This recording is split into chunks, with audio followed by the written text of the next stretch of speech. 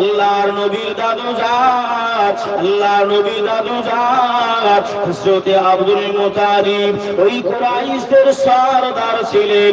ওই কুরাইশদের বিচার করতে এক তারিখে আল্লাহ নবী হয়েছে।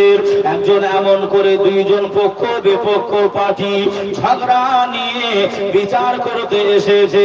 দাদু আব্দুল মুত্তালিবের এমন করে একটা সিংহাসন ছিল, ওই সিংহাসনে কেউ বসতে পারে নাই।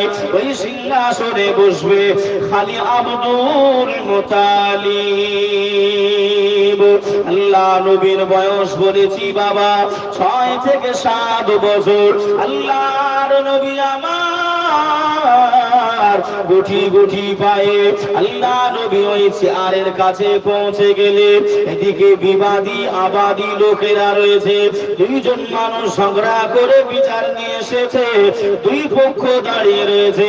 আল্লাহ নবী গুটি গুটি পায়ে ওই চেয়ারের দিকে পৌঁছে গেলেন। আহারে আল্লাহর নবী মায়ার নবী আমার ওই সিংহাসনে উঠে বসে পড়লেন। জোরে বলেন সুবহানাল্লাহ। যে চেয়ারে আপনার কেউ উঠতে পারে না, যে চেয়ারে